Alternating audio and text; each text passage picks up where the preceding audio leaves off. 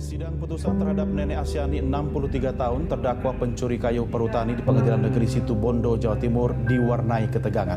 Mendengar putusan hakim, Nenek Asyani langsung berteriak mencaci maki majelis hakim karena tidak terima dianggap pencuri kayu jati.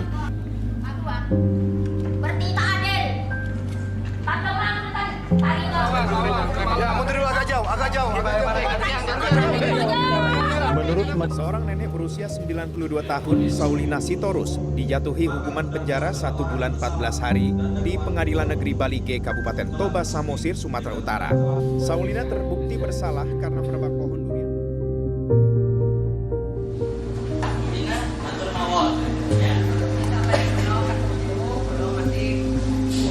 Dahulu ada koran juga memuat di meja hijau kan, ambil 3 biji kakao senilai 2.100. Ini Bu jaksa penuntut dengan tetap pada permohonannya, pembelaannya. Oke. Ya.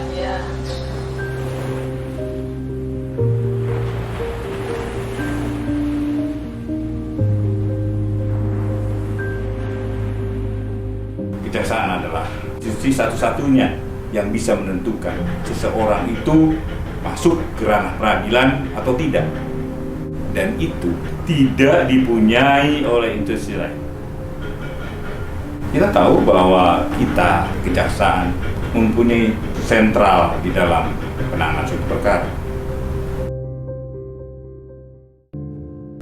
Perbuatan melawan hukum kita perbaiki dengan menggunakan kesadaran, keinsafan sebagai landasan untuk memperbaiki dan memulihkan kehidupan masyarakat kembali pada situasi yang ideal.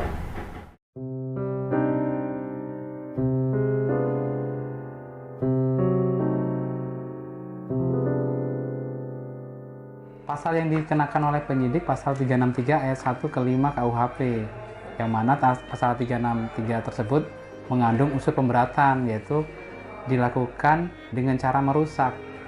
Kemudian kita lakukan P19, kita kasih tahu di mana merusaknya gitu. Karena kategori merusak itu adalah yang rusak tidak bisa diperbaiki lagi. Kebetulan tempat jualannya itu seperti kargo. Dia niat mau mengambil alat press mesin press minuman itu, yang sebenarnya nilainya juga nggak lebih dari 7.500. Setelah itu, dalam berkas perkara itu ditemukan ada surat perjanjian perdamaian. Kita lakukan penelitian, kami penasaran. Akhirnya kami undang penyidiknya untuk menanyakan. Akhirnya penyidik datang, kita berkoordinasi, menerangkan memang sudah ada niatan berdamai. Karena memang si korban merasa kasihan. Lihat perekonomian atau kehidupan dari si pelaku. Jadi kami juga survei ke rumah, kami lihat memang cukup prihatin. Setelah itu kami laporkan berjenjang kepada Bapak Kepala Kejaksaan Negeri dan Bapak Kepala Kejaksaan Tinggi, kami buatkan laporan. Tidak karena semata-mata karena niatnya memang mau berbuat jahat.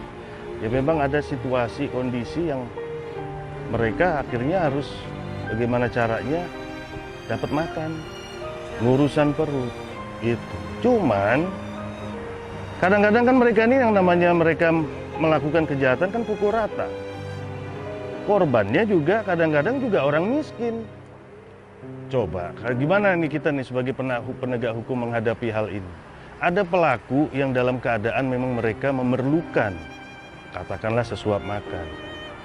Ketika mereka melakukan kejahatan, misalnya pencurian, korbannya pun sebenarnya juga orang yang tidak punya, orang yang nggak mampu, orang yang cari makan juga. Nah, sementara kalau kita proses hukum, oke nih, kita ditangkap, kemudian kita proses ke pengadilan, kita hukum, masuk penjara orang ini. Cuman apa selesai kayak begitu? Yang satu di penjara, yang korbannya, sebenarnya korban, kalau korban-korban masyarakat miskin itu kan yang mereka harapkan kan pemulihan. Gue dirugiin nih, saya sudah pontang-panting cari duit, misalnya beli motor, kredit, atau bagaimana, udah kredit saya nunggak, segala macam, nyari pekerjaan susah, dicolong lagi. Nah, ketika mereka melaporkan ke polisi, sebenarnya yang mereka inginkan itu bukan orang itu di penjara. Kalau kita mau jujur, yang mereka inginkan itu barang saya balik dong. Kan itu. Jadi ada pemulihan di situ.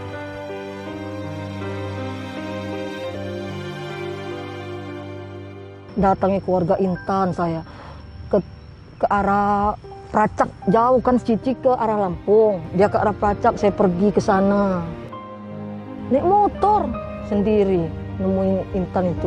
Alhamdulillah diterima oleh ya udah gini. Datang ke rumah, ketemu orang tua, istiqat baik meminta maaf. Ibunya sama RT, sama istri RT. Ya, RT daerah sana.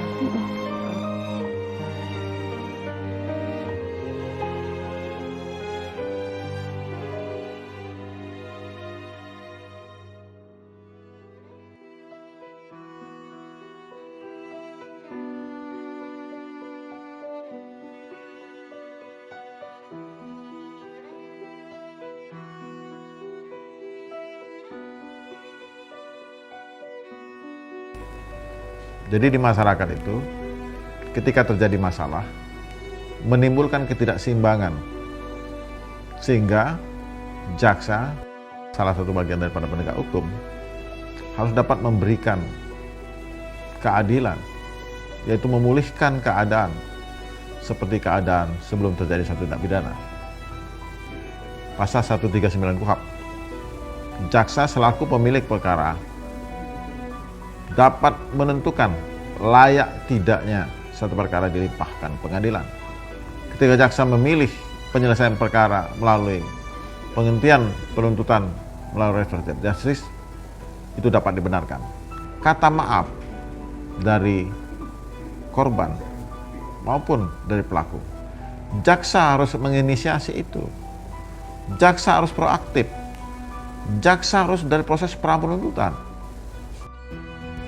Ini harus dilakukan oleh para kasih hidup, para jaksa, kajari dan kajati, karena ini ditunggu oleh rakyat supaya masyarakat terjaga tatanannya, tatanan kehidupan yang damai di masyarakat, tidak kehidupan konflik. Itulah tugas jaksa. Bismillahirrahmanirrahim. Assalamualaikum warahmatullahi wabarakatuh. Untuk hari ini suami istri ya. Kenapa sampai dipukul istrinya? Ya mudah-mudahan habis ini jangan lagi ya. Kami pikir bakal disidang kayak di film-film ya, itu. di film-film gitu yang depannya ada jaksa penuntut umum. Terus apa nanti gitu. keluarganya marah-marah. Iya. Diketok palu ya, kayak gitu pikirannya kayak gitu. Tanya cuma duduk-duduk aja. Iya, ngobrol-ngobrol biasa. Iya. Ternyata ya nggak ada. Ramah-ramah, biasa aja. Kayak gini lah. Mereka berusaha biar kita juga nyaman gitu kan. Nggak yang tertekan, diinterogasi gitu, nggak. Katanya pilihan ada di tangan kami. Ya terserah mau gimana baiknya, keputusannya di tangan kalian. Kami hanya ya bisa melakukan prosedur yang ada. Menjalankan prosedur aja.